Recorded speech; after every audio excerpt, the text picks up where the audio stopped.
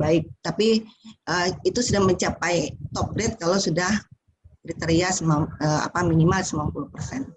Nah,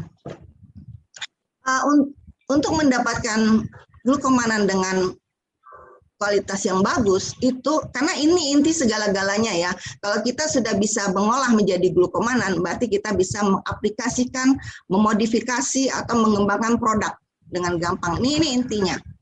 Intinya kita kalau sudah bisa menghasilkan tepung glukomanan, memang kita tidak rekomendasikan. Kalau saya lebih cenderung pakailah glukomanan, nanti kita murnikan. Sekarang ini mungkin masih dalam bentuk dalam arti untuk pabrik ini sudah bagus ya, mungkin, tapi ini baru 70%, tapi ini bisa dimurnikan kembali ya, sehingga menghasilkan yang bersih nantinya. Tapi untuk ini sementara saya masih ada campuran kadang-kadang selulosa, tapi selulosa itu juga aman ya dibandingkan dengan kalsium oksalat. Kalsium oksalatnya sudah hilang, tapi kadang-kadang masih ada selulosa. Enggak, itu nanti bisa kita pisahkan. Nah, untuk menghasilkan ini syarat utama adalah umbi porangnya harus berkualitas. Kenapa? Itu bisa dari bibit. Bibit pun ini beragam ya, karena sementara ini saya kebetulan, saya menggunakan dari Kelangon sampai 2 tahun terakhir, setahun ini baru saya ambil lokal. Karena lokal ternyata di Palembang banyak sekali ya, di hutan-hutan, nah itu digunakan sebagai bibit. Mungkin karena umurnya baru satu tahun, itu saya melihat viskositasnya untuk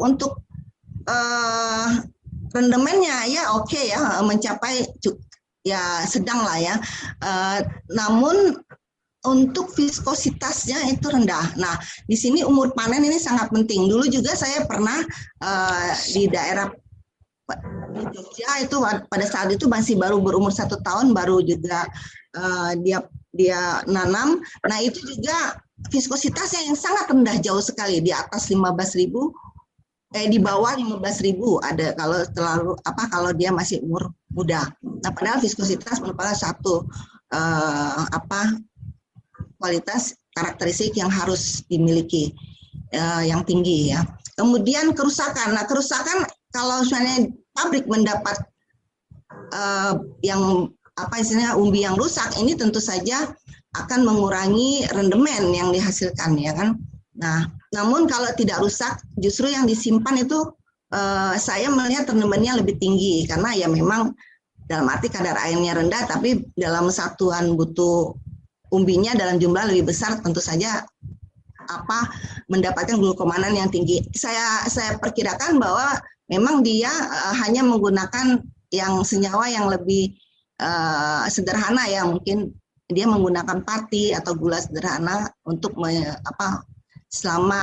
setelah pasca panen. Sementara untuk glukomanannya nampaknya karena itu polimer, mereka tidak menggunakannya. Umbi ini tidak menggunakannya dalam mempertahankan setelah pasca panen. Nah,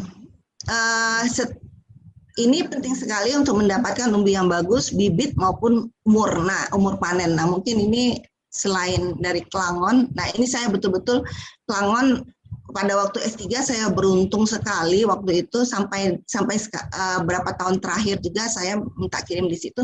Saya ngelihat, saya bandingkan dengan hasil yang saya setahun ini, itu viskositasnya jauh sekali rendah ya, tapi yang di Kelangon tinggi sekali. Tadi bisa mencapai sampai 80 sampai 100 CPS. Nah, yang penting untuk ke depan itu harus ada pencucian. Mau tak mau kita harus ada pencucian, karena kita nanti kalau memang ingin menghasilkan pati porang juga atau produk yang lain itu harus bersih. Nah, pengupasan ini penting, atau kalaupun tidak dikupas itu dia paling pengikisan ya, bagian-bagian yang jelek itu dibuang. Nah, ini sangat penting supaya mendapatkan glukomanan yang bersih dan juga pati yang bersih. Lalu pengeringan yang saya katakan, ada yang menggunakan SO2 itu tidak masalah sepanjang tidak melebihi batas maksimal. Nah, lalu pengeringan. Nah, pengeringan ini beragam.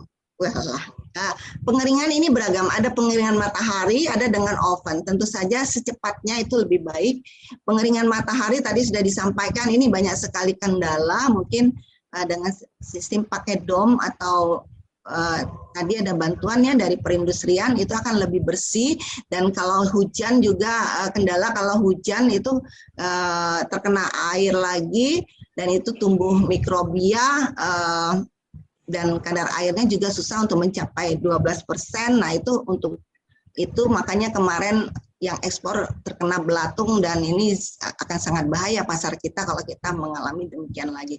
Kita harus menghasilkan produk yang bersih dan sampai di sana aman ya. Nah, kemudian setelah pengeringan kita mendapat irisan chip yang bersih kalau seandainya semua tadi dikendalikan. Nah, irisan ini kita lakukan penggilingan, biasanya digiling, lalu dipisahkan antara bagian non-glukomanan dengan glukomanan dengan cara, karena bagian yang non-glukomanan itu mudah sekali digiling. Sementara glukomanan itu sendiri berupa butiran-butiran kecil yang tidak mudah digiling ya. Jadi dari sifat fisiknya aja itu sudah berbeda. Dan ukurannya lebih besar sehingga bisa dipisahkan dengan cara seperti ini. Ya. Nah, akan didapatkan, oh ini salah ya posisinya ya. Ini saya akan didapatkan granula glukomanan yang kasar, yang mana dikatakan tadi dengan proses pengeringan bahwa bagian-bagian yang lain itu bisa melekat di permukaan glukomanan sehingga glukomanan itu masih kotor. Dan selain itu ada dapat tepung glukomanan yang potensi besar juga yang belum kita pikirkan dan kita manfaatkan sementara ini. Nah, tadi disebutkan bahwa kita baru bisa menghasilkan glukomanan yang masih kotor ya, atau tepung porang. Nah, ini dibersihkan di negara pembersih, di negara pengimpor. Lalu masuk lagi ke kita, baru kita bisa manfaatkan. Ini menyedihkan, tapi ini bisa kita lakukan dengan mungkin saya katakan dengan peran pemerintah. Ini bisa untuk sementara ini pemurnian yang paling mudah itu memang menggunakan etanol, dan etanol itu kemudian bisa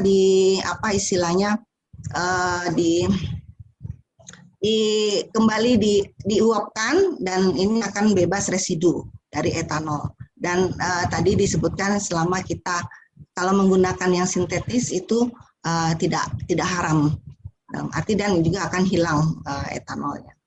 Nah, ini kita bisa mendapat butiran glukomanan yang lebih dari 90% nantinya.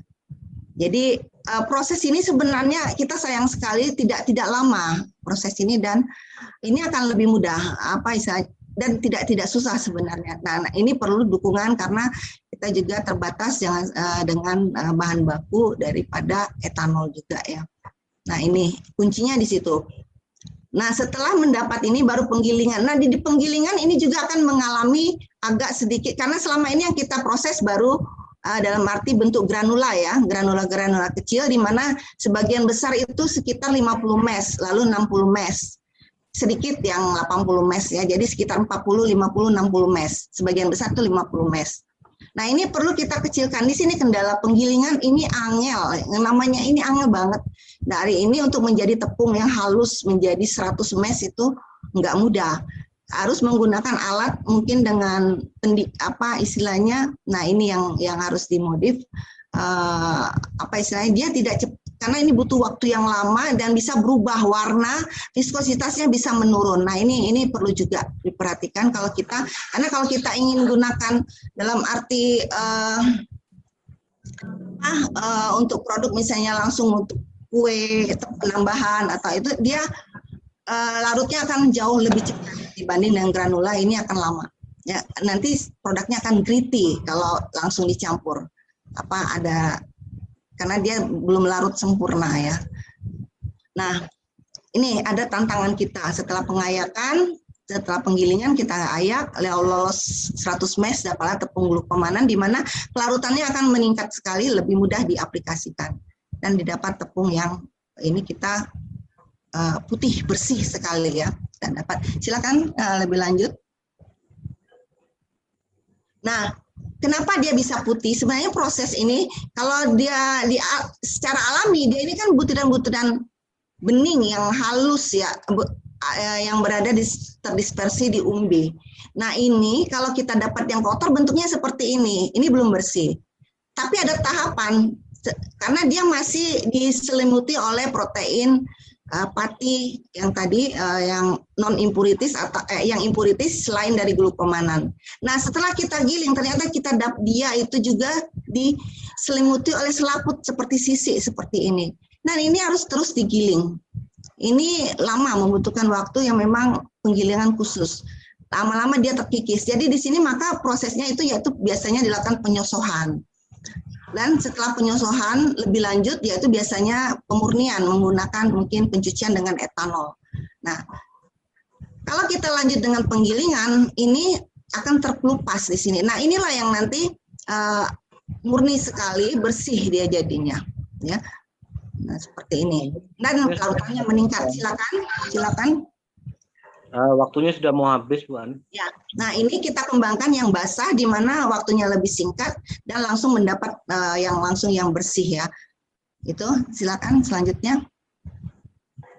Ini perbedaannya kalau tadi ya saya menggunakan itu yang dilakukan secara komersial menggunakan menggunakan metode kering. Nah, yang saya kembangkan selama ini yaitu metode basah yang memungkinkan prosesnya cepat ya, langsung dari umbi segar dan hasilnya juga lebih mudah karena apa? Karena dia secara alami sebenarnya butiran-butiran yang bening ya, bersih dan belum yang komponen yang di sekitarnya tidak melekat kuat sehingga pada saat segar itu lebih mudah kita pisahkan antara glukomanan dengan non glukomanan. Namun memang ada kendalanya menggunakan solvent yang cukup banyak.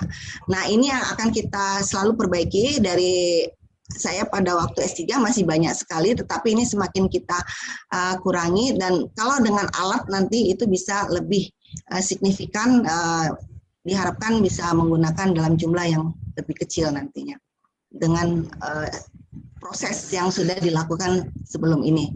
Oke, untuk aplikasi glukomanan tadi sudah banyak mungkin yang disampaikan oleh Bu Sri sebagai untuk pangan, memperbaiki tekstur, rheologi pangan, pengental, bentuk gel, bentuk tekstur, penstabil, binding agent. Ini untuk produk-produk daging ya atau ikan yang misalnya anak-anak yang malas makan ikan ya karena susah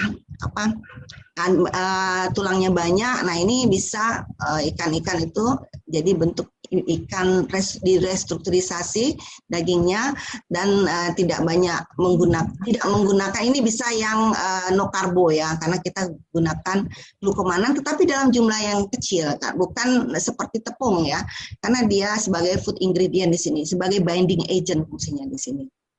Nah ada karena proses pengikatan water holding capacity-nya airnya yang tinggi, maka dia bisa seperti tadi untuk es krim yang lain-lain. Kemudian juga ini juga bisa pengganti misalnya daging yang lemak-lemaknya ini mengganti produk-produk misalnya mayonnaise, kita bisa campur dengan ini sebagai pengentalnya sehingga kita mengurangi minyak yang ada digunakan di situ. Jadi bisa mereduksi penggunaan minyak di dalam pangan. Emulsifier sebagai untuk kesehatan, kemudian untuk farmasi, kosmetik mungkin nggak perlu saya ulangi lagi. Nah, ada area yang sangat penting di sini yaitu sangat potensi dalam bidang plastik ya, yang selama ini kita beli biji plastik yang mahal. Nah, ini bisa nanti dikembangkan untuk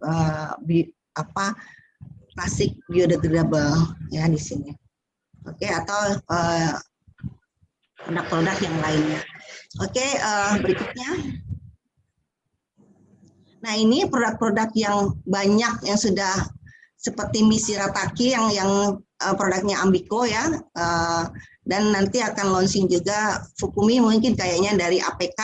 Nah, ini gel campuran ya dari hanya campuran, bisa mengurangi penggunaan agar antara glukomanan dicampur dengan konyak, dengan agar rumput laut. Nah, dia bisa membentuk gel di sini, atau dengan bisa membentuk gel. Nah, es krim tadi sudah disampaikan oleh Bu Sri, di mana tidak mudah meleleh ya, titik lelehnya akan lebih lama dia melelehnya. Berikutnya,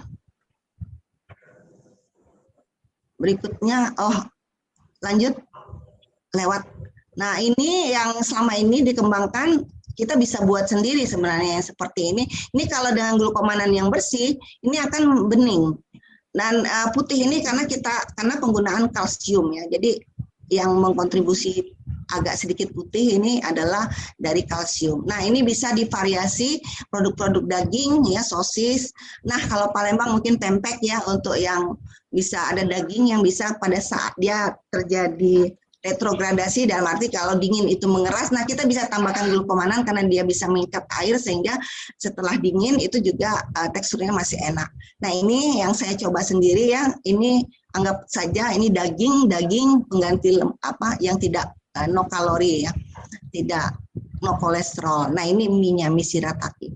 Nah, ini bisa Bapak Ibu buat sendiri sebenarnya. Berikutnya,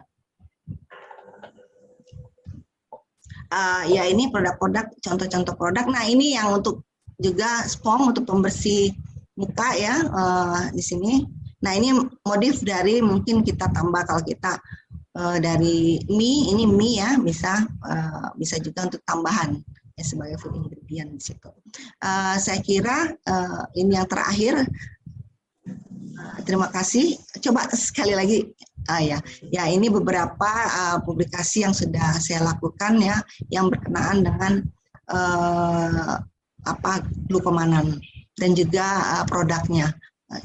Demikianlah, dan ada paten juga ya, di mana dari granula tadi bisa untuk menghasilkan 100% yang tanpa istilahnya mengurangi viskositas daripada glukomanan tersebut. Demikianlah semuanya, nampaknya sudah saya presentasi Pak Taca. Terima kasih. Iya, terima kasih Ibu Ani atas presentasinya. Semoga bermanfaat untuk peserta malam ini. Ya, untuk mempersingkat waktu, narasumber berikutnya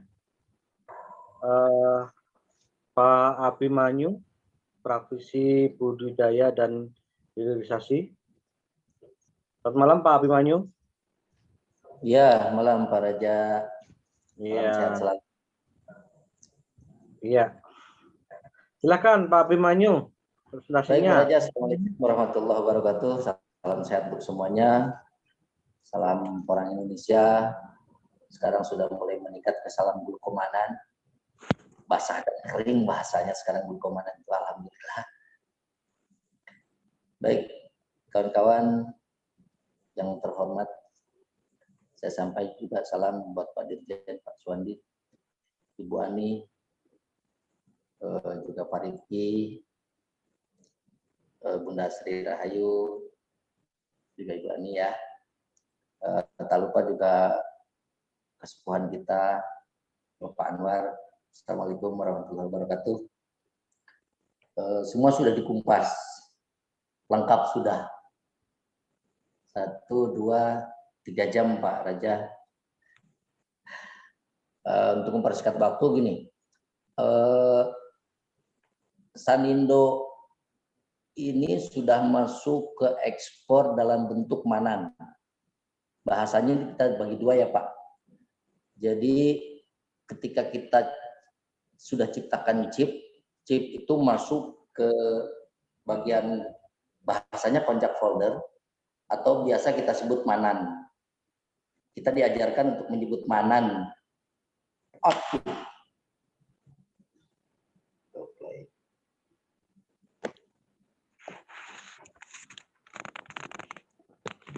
Ya, gimana Pak?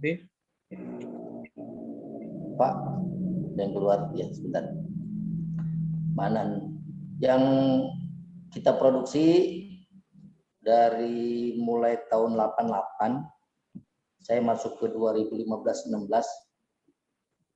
untuk meneruskan bahwa Sanindo ini memproduksi konjak folder, kita sebut Manan, yang hasil presentase di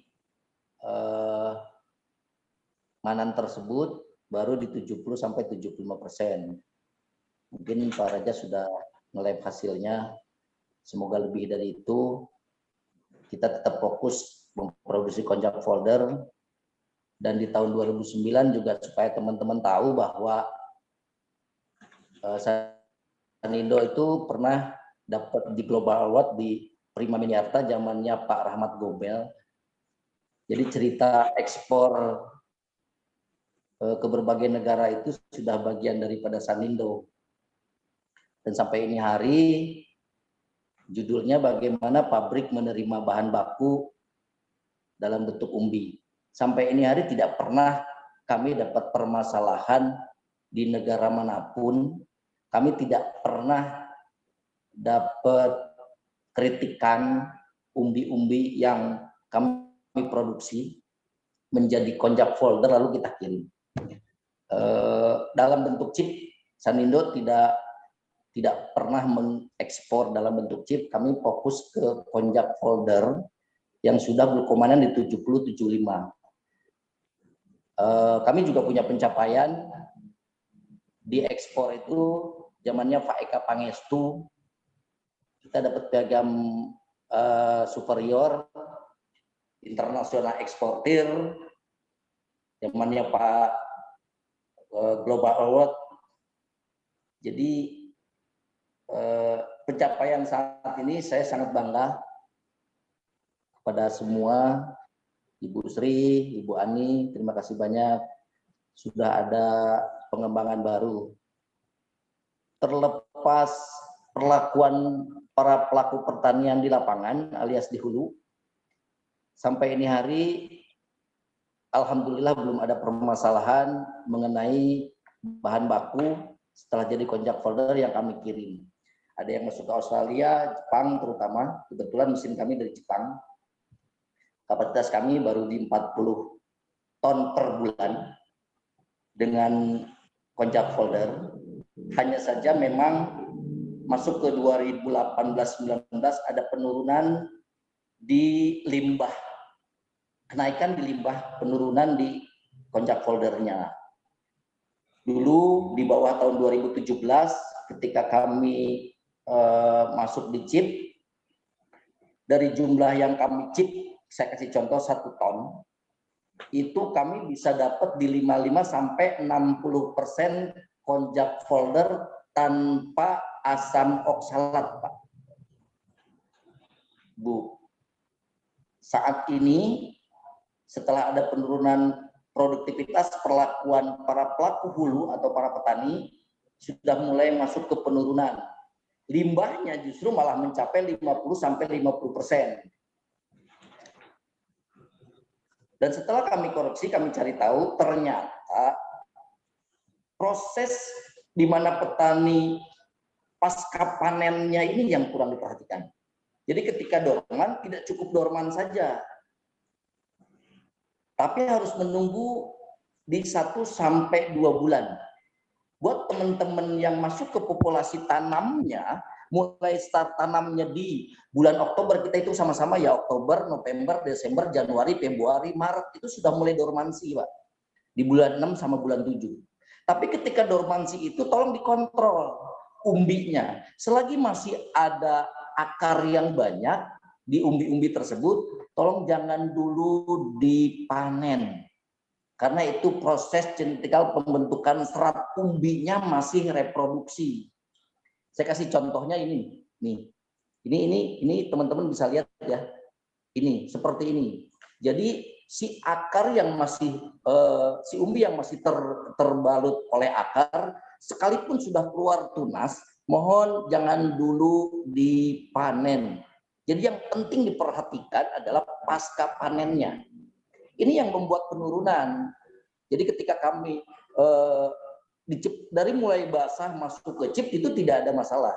itu rata-rata memang kalau pasca panennya di musim hujan, kebetulan masih ada hujan, atau memang kandungan di tanahnya masih lembab, itu rata-rata di 7 kilo basah jadi 1 kilo chip.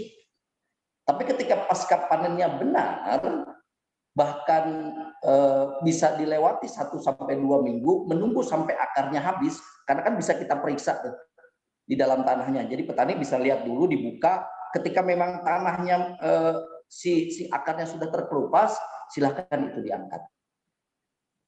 Itu kemungkinan 6 kilo basah bahan baku menjadi 1 kilo chip kering. Tapi di situ tidak terlalu bermasalah, Pak. Teman-teman tidak terlalu bermasalah, rekan-rekan tidak terlalu bermasalah. Kita akan ketahuan kualitas umbi itu pasca panennya benar atau tidak ketika masuk setelah dari chip kita masukin menjadi konjak folder atau menjadi manan. Jadi tidak ada bahasa glukomanan. Di Sanindo ini tidak ada bahasa glukomanan, Pak. Yang ada kami menyebutnya manan karena kami hanya bisa menghilangkan asam oksalatnya. Masih ada selulosa yang tertinggal. Tapi ketika masuk ranah para pelaku akademisi atau riset untuk memproduksi menjadi glukomanan, itu tidak terlalu sulit ketika memproduksi konjak foldernya dari kami. Mungkin Pak Raja sudah membuktikan itu. Mungkin Pak Raja sudah studi banding ke berbagai konjak folder di setiap daerah. Artinya 70-75% tinggal menambahkan sedikit saja. Mungkin hanya itu, karena memang pada prinsipnya kami juga tidak terlalu bisa memberikan tekanan keras kepada pelaku pertanian di hulu, mengingat kita sadari bahwa pada umumnya petani Indonesia itu, petani kita menjual itu karena faktor butuh. Hanya saja yuk kita sama-sama merubah mindset berpikirnya, merubah bagaimana agar kami pihak pabrikan tuh bisa membeli dengan harga yang lebih tinggi ketika memang kualitas yang petani jual ke kami mampu menekan agar limbahnya tidak terlalu banyak.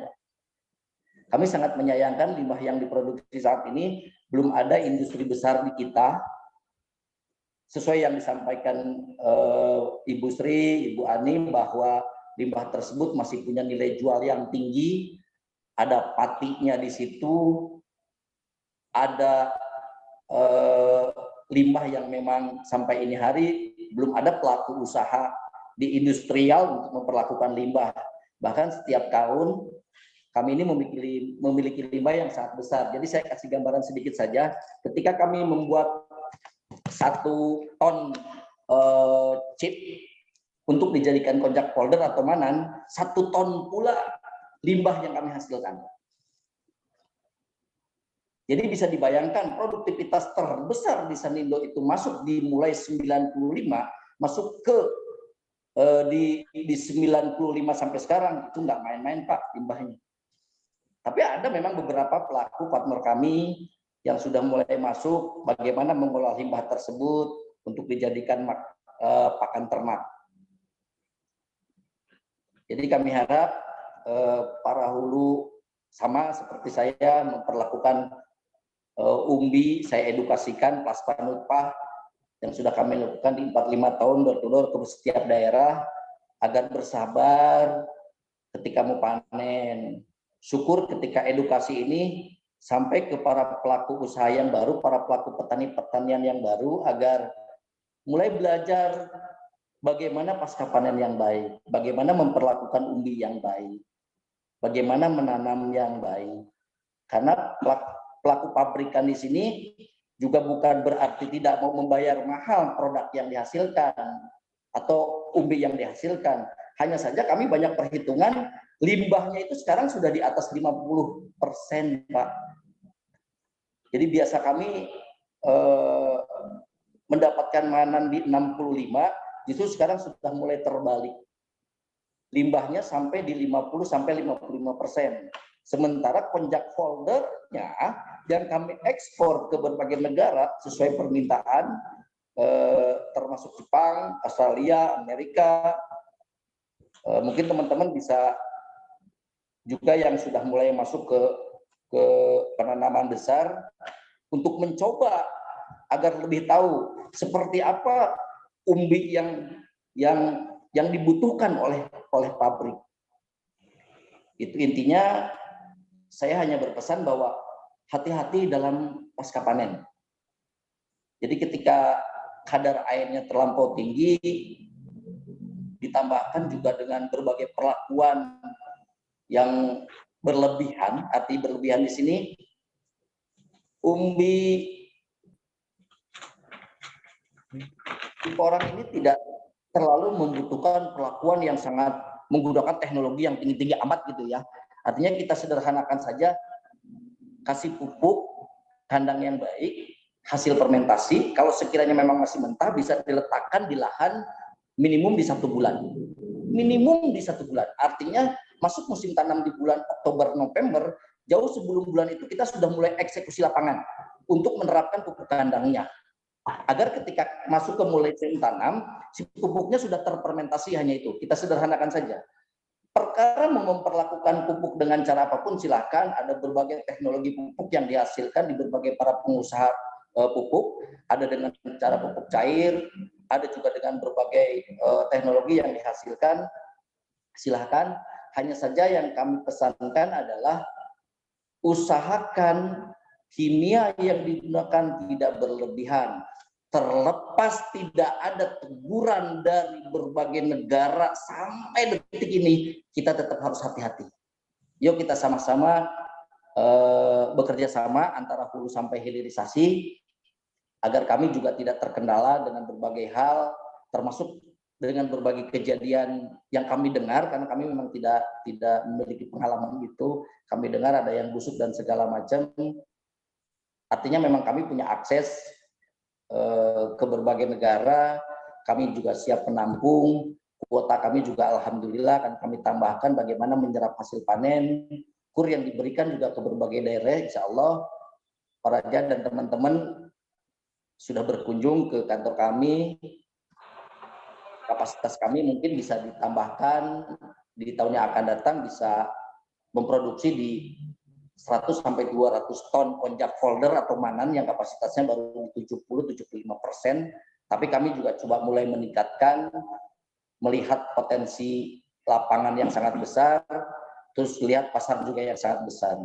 Untuk teman-teman yang masih ingin mengetahui lebih dalam seperti apa umbi yang kami butuhkan, bagaimana umbi tersebut bisa jadi 6 jadi 1, artinya 6 bahan baku jadi 1 kilo chip, dari 1 kilo chip itu presentasinya menjadi konjak polder, menjadi tepung, itu rata-rata di angka sekarang ya di tahun ini itu sekitar 45-50%, bahkan Pak Raja sudah membuktikan itu, walaupun bawanya 3 ton, ya nggak apa-apa lah lengket-lengket di mesinnya, tapi ya sudah, Pak Raja sudah membuktikan itu bahwa presentasi dulu dengan sekarang itu sangat berbeda, dan ayo kita sama-sama mencoba untuk mengembalikan fase di mana penurunan ini agar bisa naik kembali, bisa kembali memproduksi lebih banyak manannya ketimbang limbahnya, karena memang mengingat limbahnya ini belum ada mengelola seperti itu.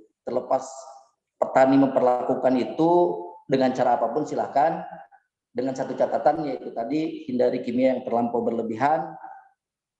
Terus mau menerima edukasi, jangan merasa digurui, terlepas yang menyampaikan ABG atau misalkan sudah tua, yang jelas intinya adalah pasca panennya tolong diperhatikan. Ingin tahu lebih dalam, mangga merapat ke kami, bawa chip dari Matahari boleh, dari Open silahkan, kami praktekkan langsung, hasilnya kami berikan, silahkan dibawa kembali. Itu. Kalau ingin tahu lebih dalam juga, kami sudah memiliki beberapa piagam ekspor dari berbagai negara, kami sudah sampaikan tadi, zamannya Pak Rahmat Kobel, kami juga punya itu, tapi itu juga tidak menunjukkan artinya kami hebat, tidak. Hanya saja kami meyakinkan bahwa 2 perusahaan besar yang ditinggalkan oleh Jepang, Ambiko, dan Sanindo, pentingnya pemerintah menghargai story itu. Tahun 60-an Ambiko berdiri, tahun 72 Sanindo berdiri. Walau produktivitasnya tidak terlalu besar, paling tidak kami harap pemerintah lebih memerhatikan story yang kami sudah jalankan, pencapaian kami sudah lakukan. Bisa cek ekspor masuknya dari Ambiko atau Sanindo. Jangan ujug-ujug ke satu perusahaan yang kami saja baru kenalan. Sekalian ngadu ini saya. Karena ini memang sangat penting. Artinya yang mau dikaji lebih dalam, dilihat lebih dalam, adakah perusahaan-perusahaan putra-putri Indonesia yang ada, yang sudah bergerak puluhan tahun. Kami sangat menyayangkan dan sangat sedih sekali. Kami pelaku petani dari hulu kita giring pasca upah, bagaimana menciptakan bahan baku, bagaimana menggiring mindset berpikir petani, opini agar ayo menanam, kami ada pabrik. Tapi ketika sudah berjalan, yang seharusnya Bapak kami, Presiden kami, datangnya ke anak bangsa yang sudah jelas mendedikasikan diri, walaupun memang kami turunan dari Jepang, paling tidak ada penghargaan. Itu Pak Raja, terima kasih banyak. Dengan segala hormat, Pak Dirjen dengan segala hormat, Pak Kiai, salam santun, Ibu Ani juga, Pak Rifki, salam silaturahim. Semoga bisa berkunjung ke tempat kami. Wassalamualaikum warahmatullahi wabarakatuh. Waalaikumsalam. Jadi terharu curhatnya Pak Abi. Saya meneteskan air mata. Yang terakhir itu Pak Abi, mudah-mudahan pemerintah membantu anak negeri yang berusaha untuk mempertahankan produksinya dan berusaha juga mengembangkan dari potensi-potensi dari hulu sampai hilirnya. Semangat Pak Abi ya. Semangat Pak, tetap semangat. Hanya kecemburuan sosial karena itu manusiawi Pak. Tenang Pak Abi, jadi kami lucu saja, lucu, lagi Pak. Nunggu. Ya. Saya jadi kami lagi pembisiknya kenapa harus jauh. Jadi kami lagi menunggu uji labnya dari Bu Sri Rahayu. Mudah-mudahan tepung yang dari Sanindo yang kami ekstraksi kemarin segera ada hasilnya dan kami akan produksi skala besar, ya, produksi anak negeri asli, begitu ya kata Pak Abi ya. Ya, betul. Jadi limbah pun juga kemungkinan salatnya itu bisa jadi pembersih, ya, karena menuju ke sana. Mungkin nanti untuk apa namanya patinya bisa untuk pakan ternak. Jadi sekali lagi mohon bersabar, lagi diuji lab di UGM, mudah-mudahan bisa cepat, lalu kita akan produksi. Ya baik, selanjutnya sesi tanya jawab. Yang sudah raise hand bisa admin bantu. Admin bisa bantu untuk yang sudah raise hand maupun yang di live untuk membacakan pertanyaannya. Pak Johar. Iya. Papua Barat ya. Udah larut. Pak Johar. Ya Pak, mau dari pertanyaan chat atau gimana? Pak Ahmad Rabbani yang sudah raise hand. Pak Ahmad Rabbani.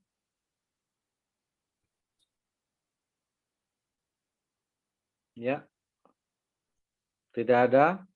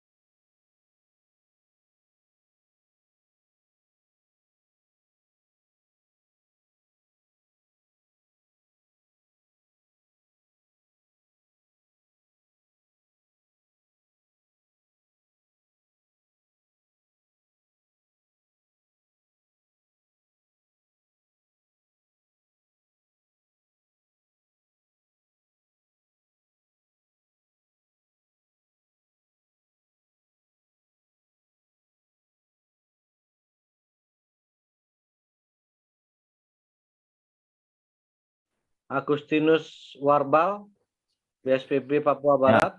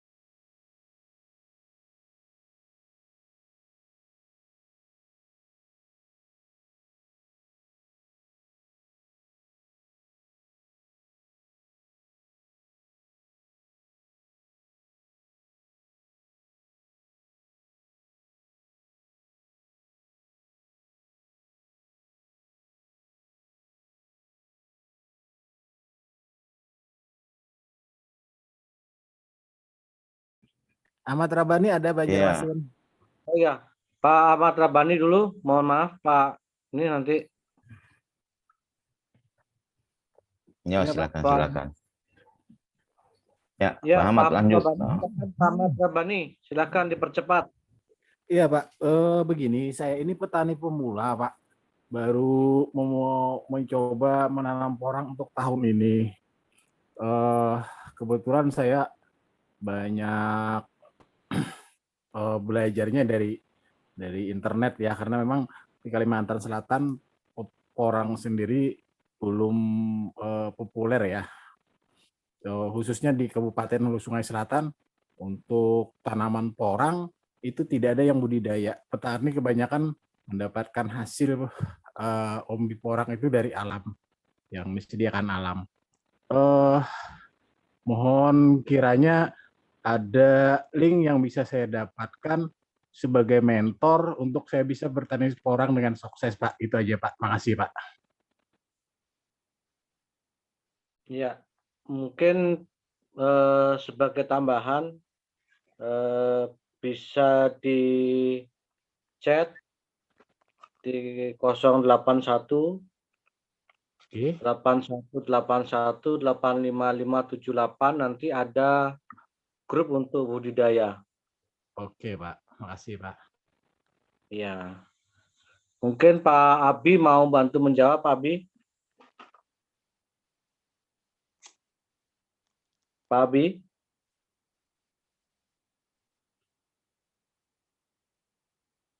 Pak Abi Manyu?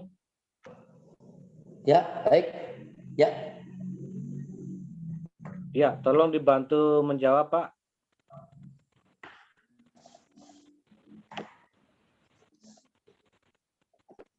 Ya, kurang fokus Pak Raja nih. Mohon maaf nih. Gimana Pak Raja? Ya, jadi ulangi dong. Pak Ahmad Rabani itu pengen belajar dengan ahli porang, Pak Abimanyu. Oh iya, buat teman-teman para pemula begini. Di 2018-2019 banyak pelaku petani porang yang mungkin entah korban euforia atau mungkin karena korban rayuan para pelaku benih. Mohon maaf bahasanya pelaku benih ya. Artinya gini, silakan benih bisa dapat dimanapun, banyak informasi yang bisa didapat dari berbagai web, dari berbagai laman atau aplikasi di internet. Hanya saja perlu saya garis bawahi bahwa Satu hal yang mesti diketahui oleh para pelaku petani porang yang mau memulai adalah musim tanam itu di saat menjelang perubahan cuaca dari dari panas ke musim hujan. Itu proses di mana tunas menjelang pertumbuhan, perubahan cuaca dari mulai panas ke musim hujan, Pak.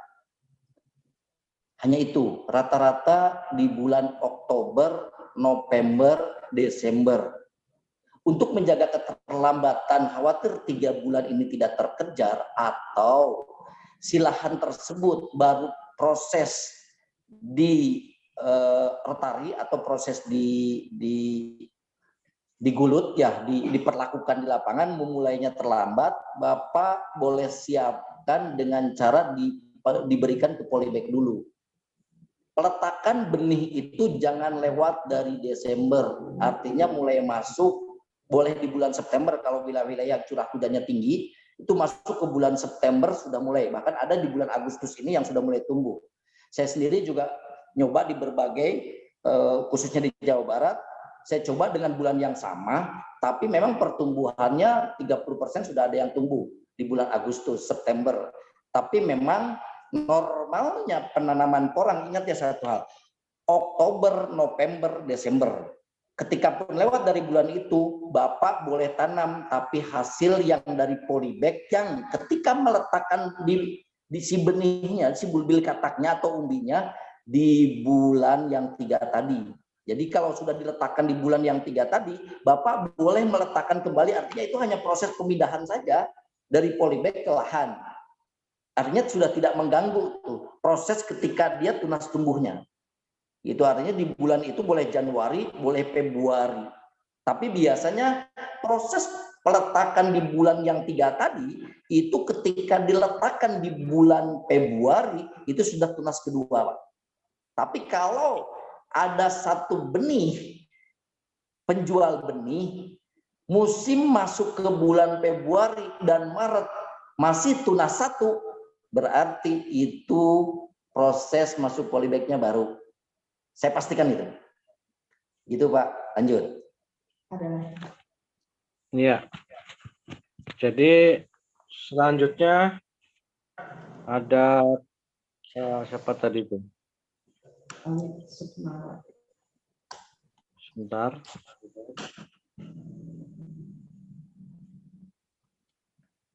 Yang dari Papua, Pak Agustinus Warbal. Silakan Pak Agustinus.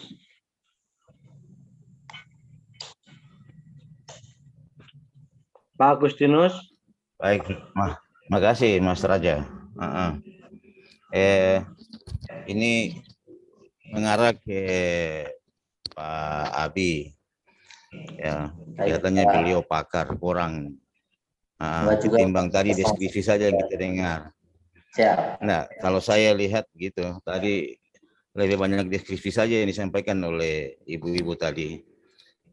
Kalau melihat topik malam hari ini, itu yang harus pas. Artinya orang yang masuk ke pabrik itu seperti apa, itu yang harus dijelaskan. Kemudian orang pabrik sendiri yang sudah harus jelaskan. Nah, kesimpulannya saya lihat mungkin hanya ada 2 hal, sistem budidaya dan pasca panen.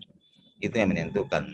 Pertanyaan saya ini, kira-kira porang itu bisa tidak dikembangkan di daerah yang dataran tingginya melewati batas yang tadi disampaikan DPL itu, seperti di Manokwari, Papua Barat, ada yang tinggi, daerah pegunungan, kemudian itu, atau bagaimana dari sistem budidayanya.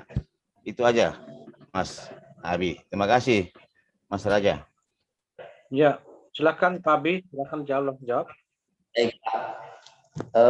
Sesuai yang saya lakukan Pak, MDPL yang ketetapan untuk porang ini sampai ini hari masih terus dikembangkan. Hanya saja pengembangan porang yang sudah berjalan beberapa tahun ini yang distorkan oleh para pelaku petani ke kami, rata-rata MDPL-nya dimulai di 50 sampai 800 Pak. Tapi ada beberapa yang nyoba di 900, 1200. Bagaimana pertumbuhannya? Baik apa tidak? Baik, Pak, pertumbuhannya. Hanya saja mengingat ketinggiannya, ditambah juga kelembaban angin di atas 700-800, dengan otomatis proses dormansinya mundur di 1-2 bulan, Pak. Artinya kadar air yang dihasilkan di atas 700 jauh lebih tinggi. Proses di mana ketika petani menjelang pasca panen, di situ harus hati-hati petaninya. Kalau yang sudah di atas MDPL di 700. Karena dinginnya, anginnya saja sudah, orang ini menghisap air, Pak. Walaupun di menjelang musim panas tiba, kalau di dataran tinggi, kelembaban angin membawa air, Pak. Artinya ketika nanti menjelang dormansi, itu bisa proses mundurnya di 1-2 bulan. Kalau di MDPL di bawah 500, setelah dormansi 2 minggu, mereka biasanya sudah mulai rontok, Pak, si akarnya. Tapi rata-rata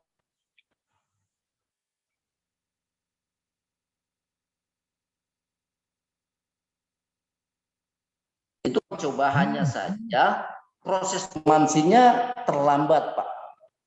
Terus kadar airnya terlampau tinggi, sedikit agak bentol-bentol juga di umbinya. Jadi dia tidak mulus gitu loh, Pak. Jadi kayak kena virus tapi bukan. Itu, Pak. Oke.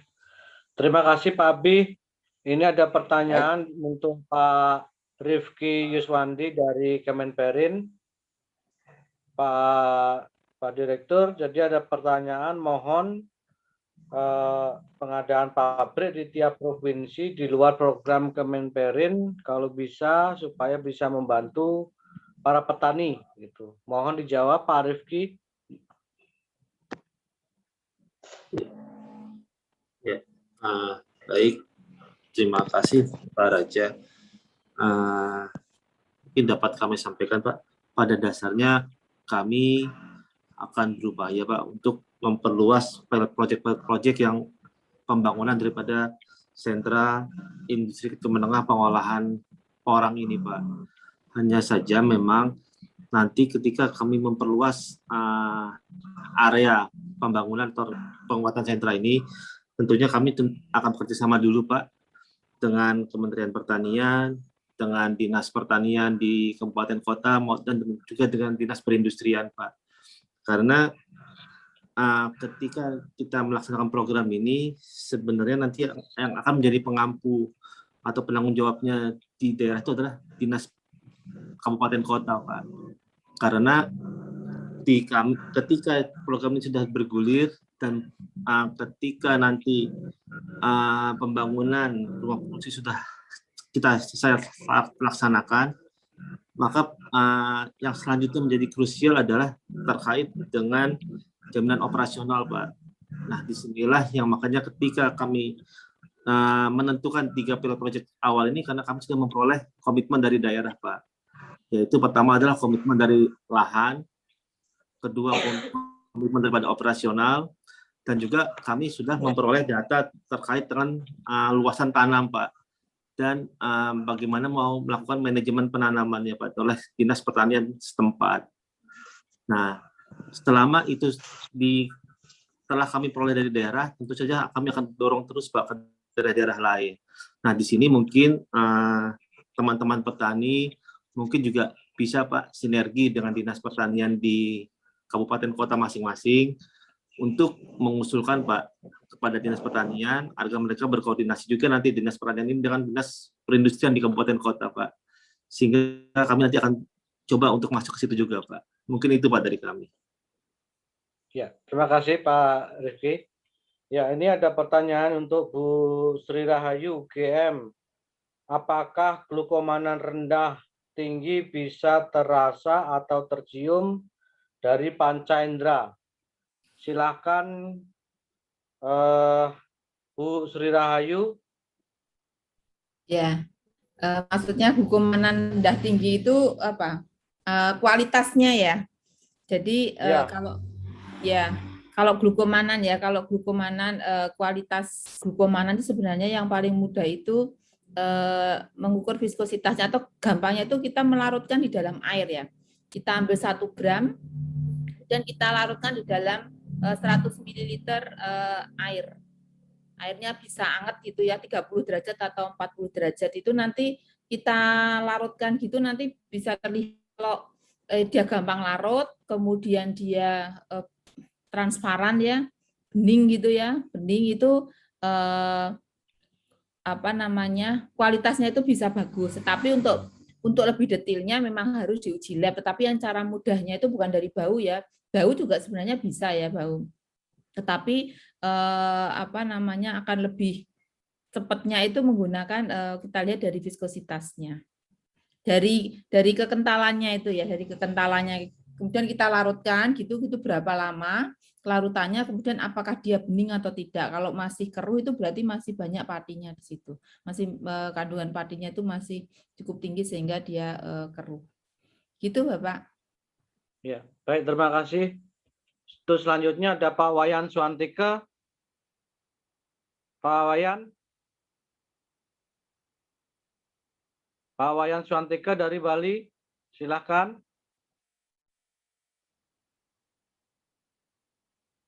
Unmute. Pak Oke. Ya. Selamat malam, Pak Raja. Ya, sudah lumayan, Pak. Silakan, Terima Pak. kasih. Pertanyaan yang pertama untuk Bu Dr. Sri Rahayu.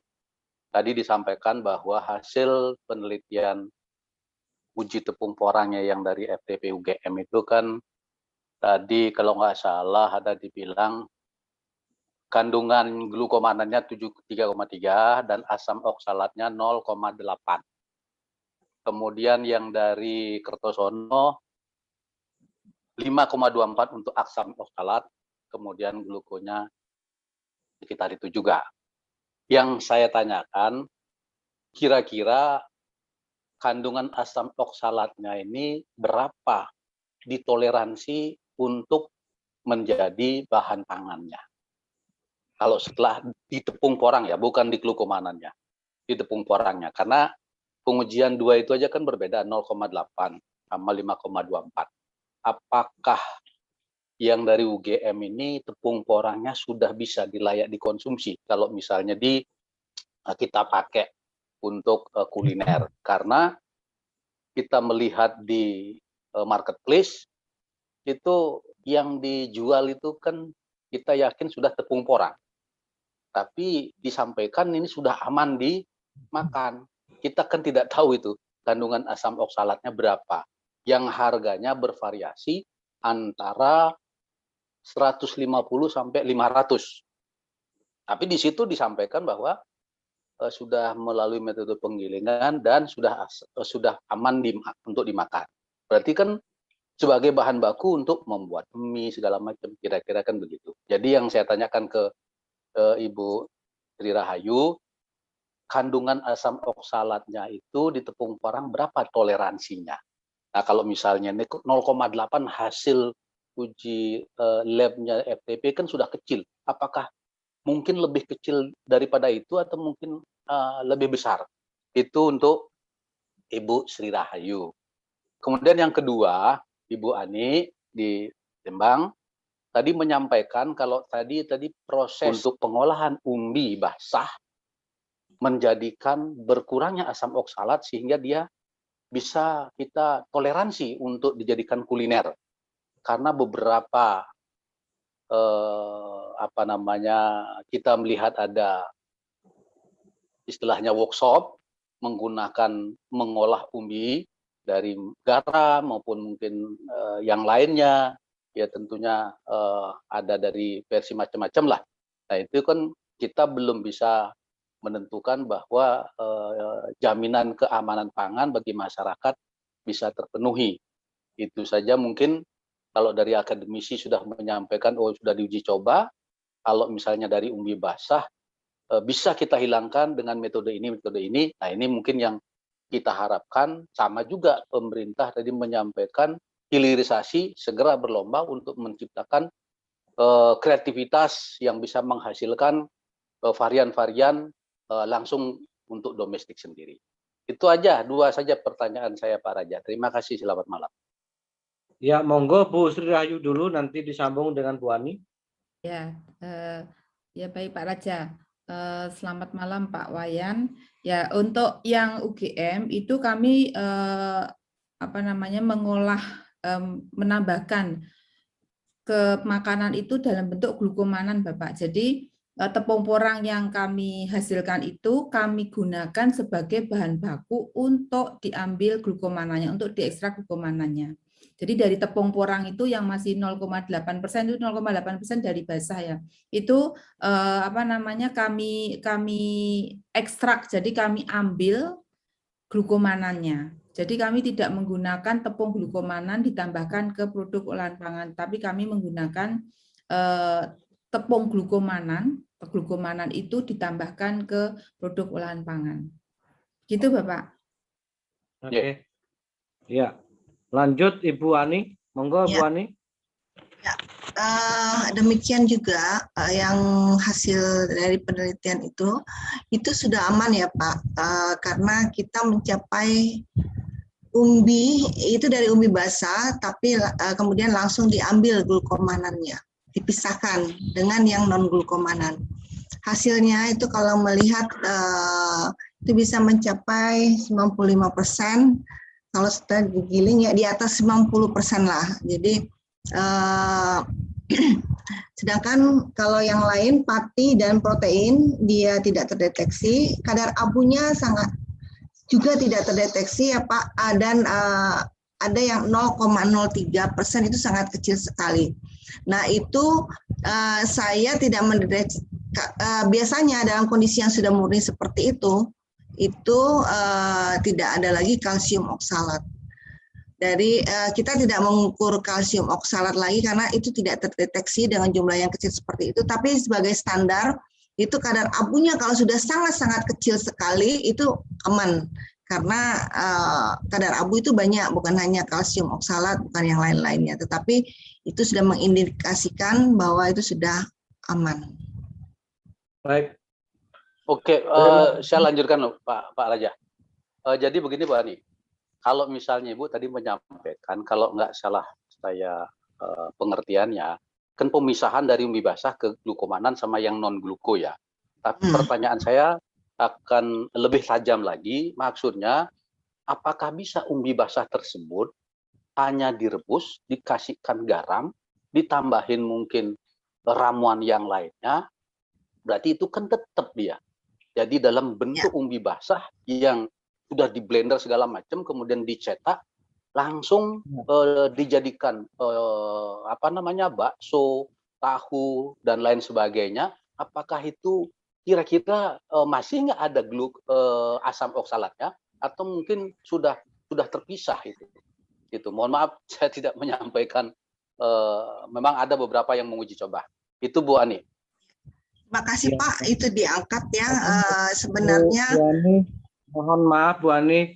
Jadi begini Bu Ani, mungkin Bu Ani bisa flashback beberapa waktu yang lalu yang pernah ujuk-ujuk ada yang mempraktekkan itu untuk komersil.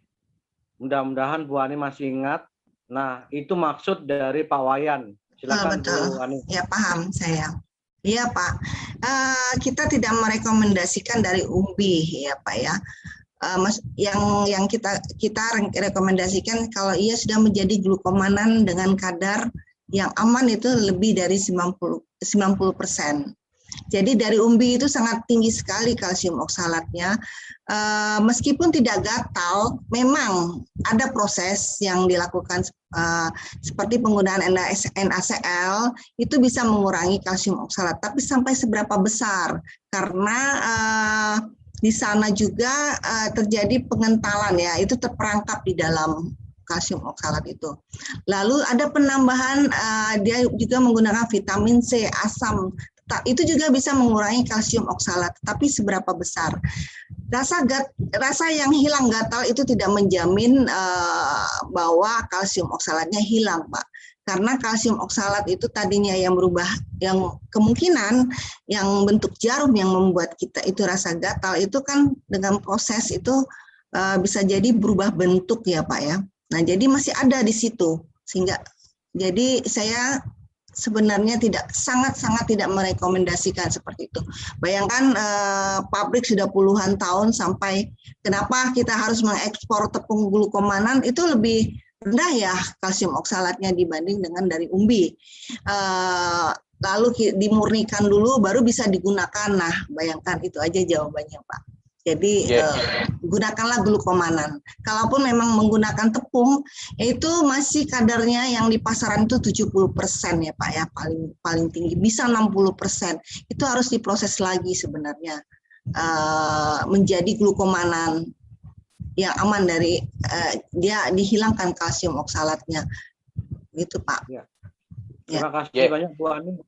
Terima kasih. Jadi saya nitip ke Pak Raja berarti untuk selanjutnya bagaimana ya menyampaikan informasi ke atas regulator untuk bisa keamanan pangan masyarakat ini. Itu aja Pak Raja. Makasih.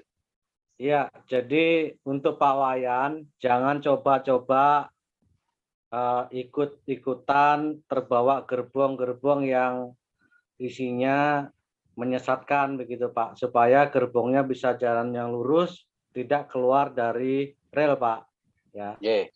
Jadi sampaikan sama teman-teman di Bali jangan sampai terprovokasi dengan teknik-teknik yang salah begitu Pak Wayan. Saya titipkan saudara-saudara saya di Bali supaya bisa dapat pencerahan yang lebih baik malam ini, Pak Wayan. Iya. Untuk selanjutnya saya akan kasih waktu sebentar ya, mungkin 5 menit aja. Pak Ali Aspeporin. Pak Ali. Pak Ali Aspeporin. Halo, ya, udah dengar? Ya, silakan ya. Pak, sebentar saja Pak, singkat Pak. Terima kasih sekali Pak Raja, Pak Dirjen yang terhormat, Ibu Eni, Ibu Sri Rahayu, Pak Abimanyu dan kawan-kawan semuanya. Mohon maaf tadi saya dipanggil katanya, pas kebetulan lagi ngebuka pintu gerbang tadi, ada istri baru pulang. Saya tertarik dengan apa yang disampaikan oleh terutama Pak Abimanyu ya, yang memprihatinkan terhadap kondisi dulu dengan sekarang, di mana sampah atau sampingan sisa-sisa produksi sekarang justru lebih besar limbahnya dibandingkan dengan produksinya.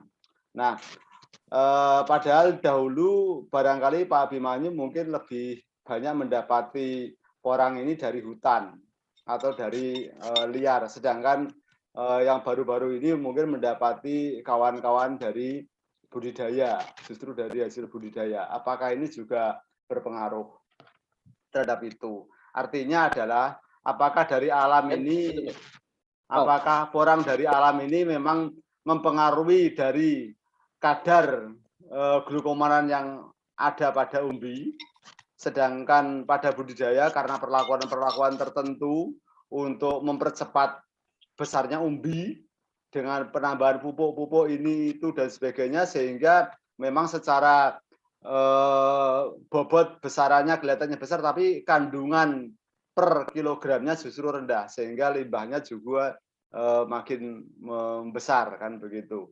Nah, saya ingin sedikit barangkali mengesamping ke Ibu Rahayu atau mungkin Ibu Eni ya. Kalau kita melihat dari perspektif teori metabolit, jadi mungkin glukomanan ini kan mungkin termasuk dalam kategori metabolit sekunder yang produksinya akan meningkat pada saat ketertekanan dari tanaman tersebut terhadap lingkungannya. Jadi semakin dia tertekan, semakin dalam kondisi ekstrim, maka dia dimungkinkan akan mendapati satu kadar yang semakin membaik, kadar glukomanan makin bagus.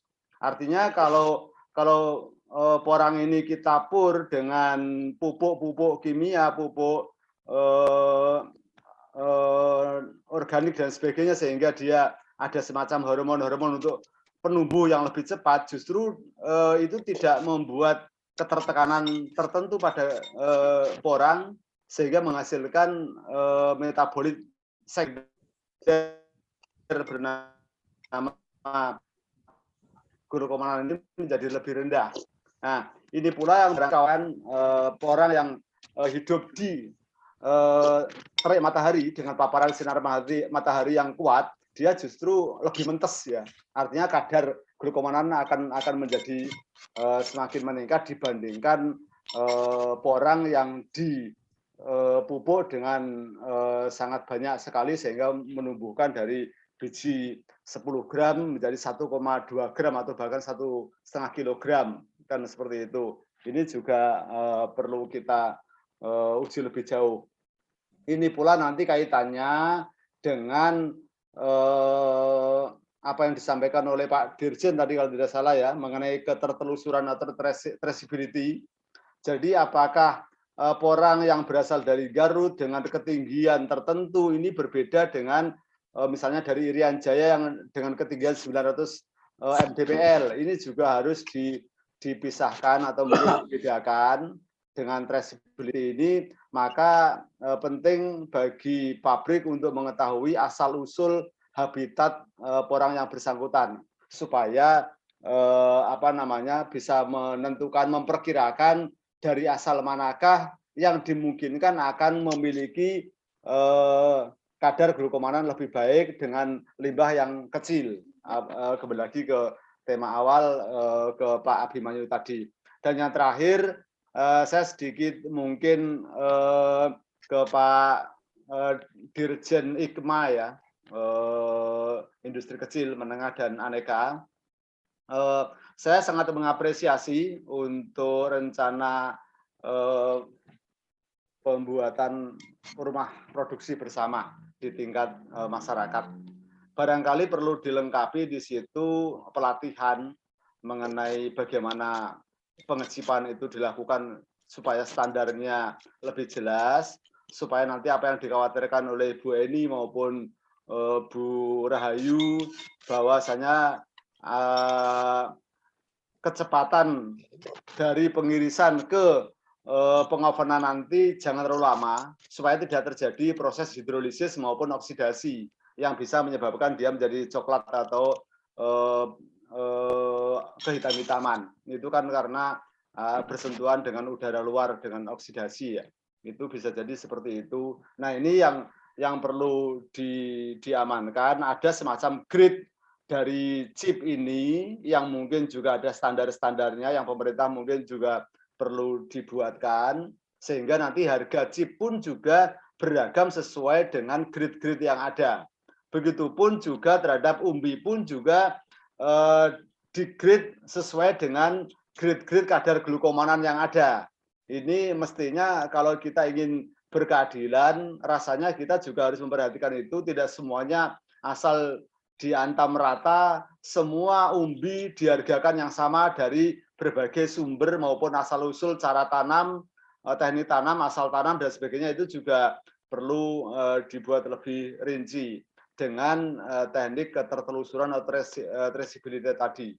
Kiranya sebenarnya asosiasi ingin mengajak kawan-kawan semua yang ada di daerah maupun wilayah untuk mencoba terus memberikan pemahaman kepada kawan-kawan di bawah, anggota, bahwasannya penting bagi kita untuk terus menjaga kualitas dalam arti kadar glukomanan yang dikehendaki seperti apa, dan itu dipengaruhi oleh cara tanam, cara pemupukan, cara perawatan, dan sebagainya, sehingga itu menjadi bagian dari pelatihan atau komunikasi pengasuhan kepada anggota. Kira-kira seperti itu, Pak. Mohon tanya nanti kepada Pak Dirjen bagaimana desain untuk traceability ini supaya bisa mengarah kepada satu titik kualitas yang dikehendaki. Kira-kira seperti itu, Pak Raja. Terima kasih.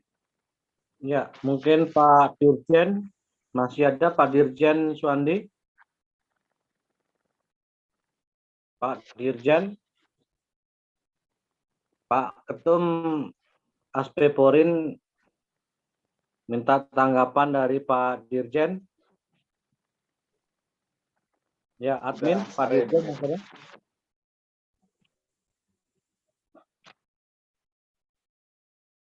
Ya, kalau tidak ada mungkin ada Pak Direktur IKM, Pak Rifki Yuswandi yang terakhir, Pak. Pak Rifki Yuswandi.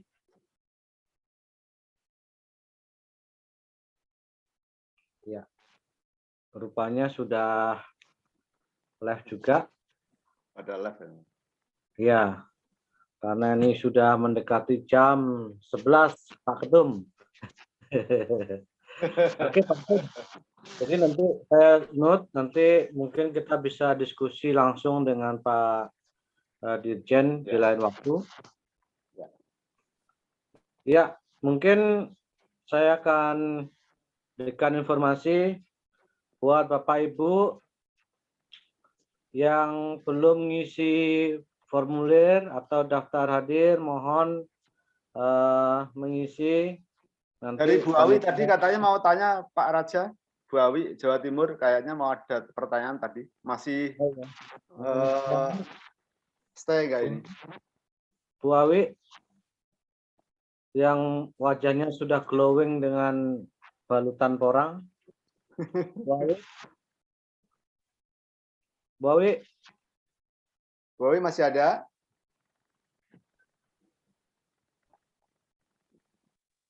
Masih, Pak. Masih, Bu Pak. Awi. Oh, Bu Awi, monggo Bu Awi, mau tanya Bu Awi. Barangkali tadi ada yang mau ditanyakan kayaknya. Sebenarnya ke Pak Abi, tapi mungkin Pak Abinya udah nggak ada ya? Iya, udah pada. Bu Awi pasti sudah pakai pengglowing dari porang ini sepertinya. Kan saya brand ambassador-nya, Pak. Iya, Pak, sebenarnya mungkin iya, sebenarnya begini sih Pak pertanyaannya, karena begitu pentingnya tadi. Setelah ini kan ada pencerahan begitu pentingnya kandungan glukomanan itu dan prosesnya bagaimana. Mungkin next-nya nggak tahu apakah Raja Porang sudah pernah mengadakan, pasti sudah pernah mengadakan.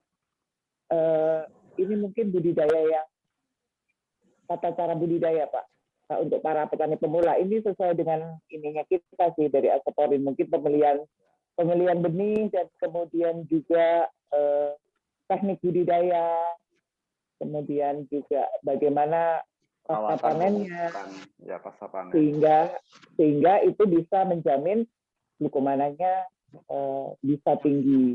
Nah kalau tadi dari saya kurang ingat apakah Bu Sri Rahayu atau Bu Yani tadi kan mengatakan bahwa benih yang dari Klangon itu kenapa memang itu menjadi seperti primadona karena memang glukomanannya tinggi gitu.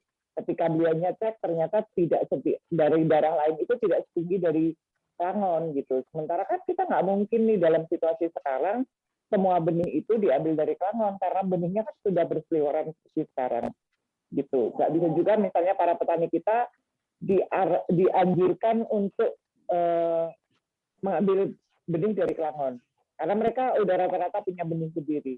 Jadi bagaimana rasanya itu benih yang ada sekarang itu glukomananya jadi tinggi gitu. Nah, saya mengalami hal ini hari ini saya bongkar Pak gitu karena kan menunggu dari dorman itu menunggu beberapa saat. Nah, ternyata umbi yang di dalam itu akhirnya ada apa namanya? Ada hama yang makan gitu.